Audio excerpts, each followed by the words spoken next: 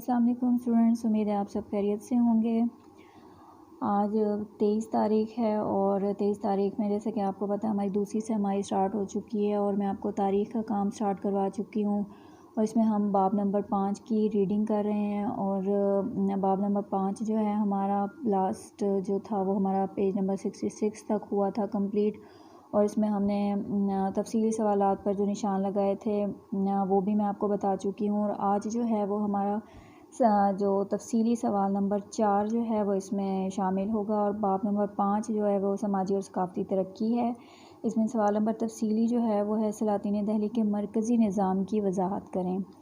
तो page number 67 पर है इसका आंसर। ये आप बुक ओपन करेंगे, सल्तनत दिल्ली का निज़ाम हुकूमत।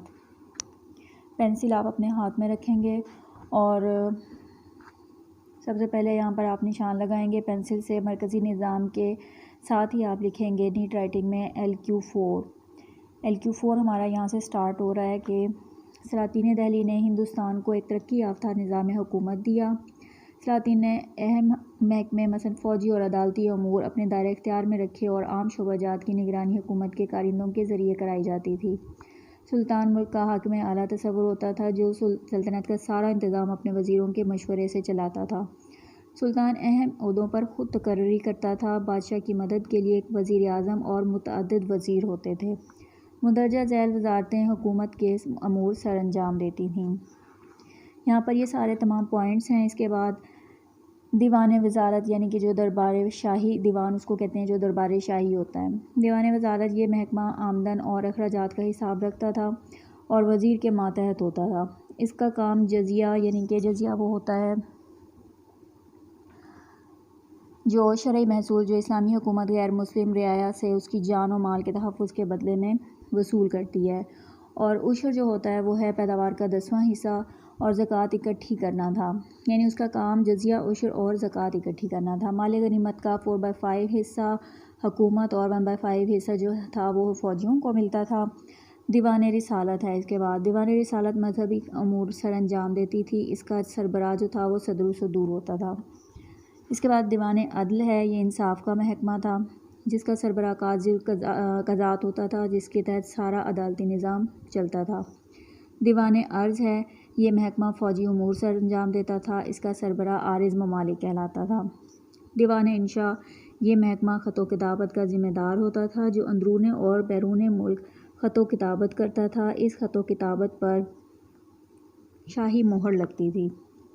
दीवान बरीद इस महकमे का काम मुल्क के हर कोने में ज़रूरी इत्तलात की तरसील था, यानी पहुँचाना था। घोड़ों या प्यादों यानी जो पैदल चलने वाले होते हैं उसको वो प्यादों कहा जाता है। घोड़ों या प्यादों हर 2 ज़राए से डाक भेजी जाती थी। हर चौकी पर ताज़ा दम घोड़े तैयार होते थे जो दूसरी चौकी पर डाक पहुँचाते थे। वकीलदार शाही महल का इंतज़ाम और शाही तौम का बंदोबस्त भी करता था। तौम यानी खाने पीने का बंदोबस्त। अमीर हाजिब दरबार का आला अफसर था जो दरबार की तमाम तकरीबात का एहतमाम करता था। वो मुलाकातियों को सुल्तान के दरबार में पेश करता था। सर जहांदार सुल्तान दिल्ली का बॉडी गार्ड्स दस्ता सर जहांदार कहलाता था। इस दस्ता में सुल्तान के उन ग़ुलामों को मुंतखब किया जाता था जो बड़े वफ़ादार होते थे। यहाँ पर आपने LQ4 यहाँ पे हमारा ख़त्म हो रहा है। यहाँ पर आपने पेंसिल से लिख लेना है LQ4। यहाँ पर तफसीली सवाल नंबर 4 जो है वो हमारा ख़त्म हो रहा है सर जहांदार तक। इसके बाद है सूबाई निज़ाम, यानी कि सूबे का जो निज़ाम था वो कौन कौन से थे। सूबाई निज़ाम जो थे वो सलातीन दिल्ली ने सूबों का इंतज़ाम चलाने के लिए मुंदरजा झैल जो थे वो ढांचा तरतीब दिया था। इलाके जो थे वो थे सलातीन दिल्ली ने सल्तनत को मुख्तलिफ़ इलाकों में तकसीम कर रखा था। बड़े इलाकों सूबों के सरबराह गवर्नर होते थे और छोटे इलाकों पर वली या नाज़िम मुकर्रर किया जाता।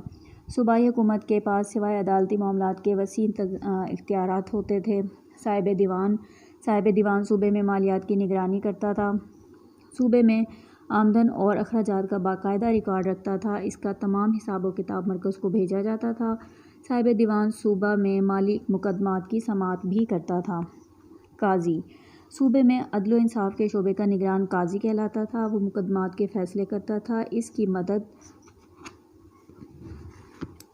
मुफ्ती और पंडित करते थे। काजी का तकर्रुर सुल्तान खुद करता था। साहिब बरीद। साहिब बरीद सूबे में डाक और जासूसी के महकमे का सरबराह होता था। वो अपने सूबे की डाक प्यादों के ज़रिए मरकज़ को भिजवाता था। डाक पहले देहातों से परगनों, परगनों से शकों और शकों मतलब टुकड़ों में बटी हुई जो चीज़ें होती हैं उनको कहा जाता है परगनों, और परगनों से शकों से सूबाई दफ्तर पहुंचती थी। वो सूबे में पेश आने वाले अहम वाक़यात की खुफिया रिपोर्टें भी मरकज़ को भिजवाता था।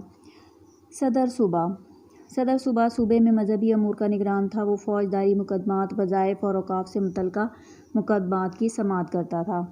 महसल है, इसका काम किसानों से नक़द या जिन्स की सूरत में टैक्स की वसूली करना और इसे बैतुल माल में जमा करवाना था। शकदार। सूबे शकों में तकसीम थे। शक का सरबराह जो था वो शकदार कहलाता था। चौधरी जो था वो परगना सूब देहात पर मुश्तमिल होता था, जिसका सरबराह चौधरी कहलाता था।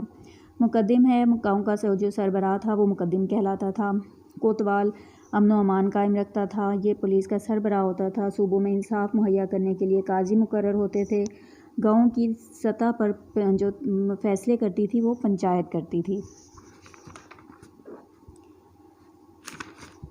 यहाँ तक जो है वो हमारी रीडिंग जो है वो कंप्लीट हो गई है। तमाम तफसीलात जो हैं वो तफसीली सवालात जो हैं वो मैंने आपको बता दिए हैं कि कौन कौन से तफसीली सवालात हैं, और उन पर आपने निशान उम्मीद है आपने अच्छी तरह से लगा लिए होंगे। इसके बाद मज़ीद जो है मैं वो आपको बता रही हूँ कि मुतअद्दिद सवालात के मुफस्सिल जवाबात जो हैं यहाँ पर लिखा हुआ है, तहरीर करें। यहाँ पर तफसीली सवालात आप देख रहे हैं, यहाँ पर लिखे हुए हैं। इसके आगे मैं आपको पेज भी मेंशन कर दूँगी। यहाँ पर आपने लिख लेना है बरे सगीर में सूफिया कराम के जो मशहूर सिलसिलों के बारे में आप क्या जानते हैं। ये आपका आंसर है पेज नंबर 60 पर। यहाँ पर आपने छोटी सी लाइन ड्रॉ करनी है और वहाँ पर आपने लिख लेना है पेज नंबर 60 पर। हज़रत सैयद अली बिन उस्मान हिजवेरी की अशात इस्लाम के सिलसिला में खिदमात का जिक्र कीजिए।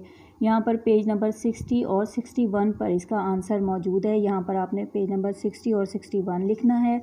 इसके बाद तीसरा सवाल है हमारा, तफसीली मुसलमानों के फ़न तामीर पर नोट लिखें।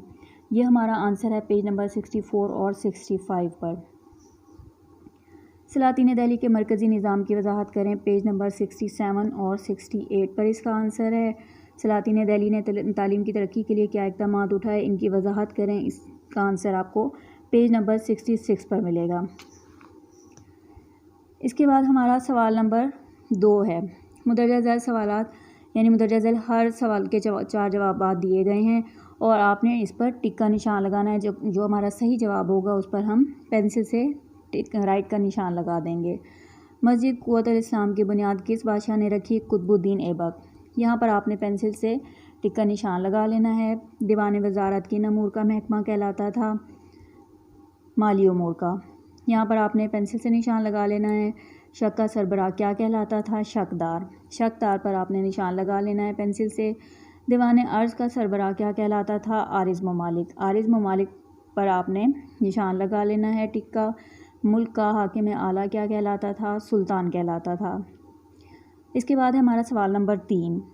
मुंदरजा झैल सवालात के मुख्तसर जवाबात लिखें। और जिस तरह से पहले आपको मैंने बाब नंबर 3 में मैंने आपको बताया है, एक्सरसाइज कंप्लीट करवाई है, बिल्कुल उसी तरह से जिस तरह हम क्लास रूम में करते थे कि हर सवाल के आगे हमने एक लाइन ड्रॉ करनी है और बहुत ही नीट राइटिंग में हमने उसका आंसर लिखना है।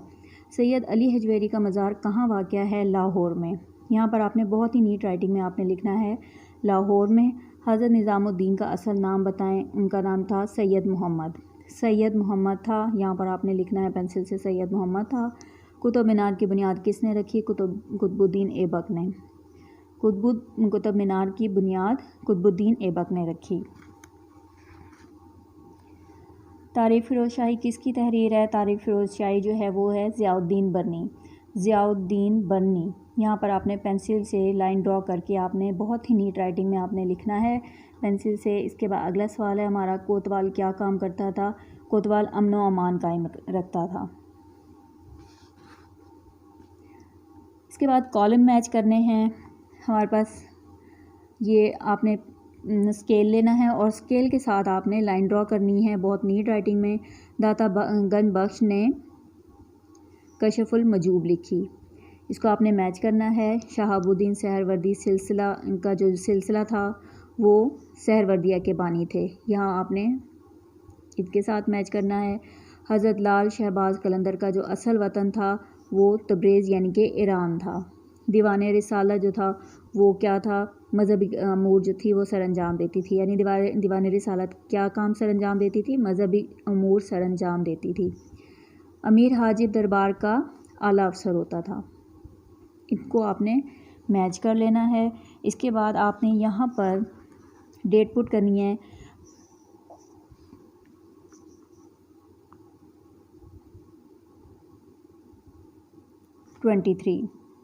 23 की डेट में आज आपने इसका सेकंड टर्म कंप्लीट कर लिया है, यानी कि हमारा सेकंड टर्म जो है वो आज कंप्लीट हो गया है तारीख़ का। यहाँ पर आपने लर्न द क्लास वर्क लिख लेना है और सेकंड टर्म इज़ कंप्लीटेड लिख लेना है। जैसा कि आप क्लास में करते थे कि जब हमारा सेकंड टर्म कंप्लीट होता था तो हम एंड में वहाँ पर इस तरह से सेकंड टर्म इज़ कंप्लीटेड लिख लेते थे। ऐसे ही आपने ये सेकंड टर्म इज़ कंप्लीटेड आपने लिख लेना है और बहुत ही नीट राइटिंग में आपने इसकी एक्सरसाइज को फिल करना है और मुझे चेक करवाना है।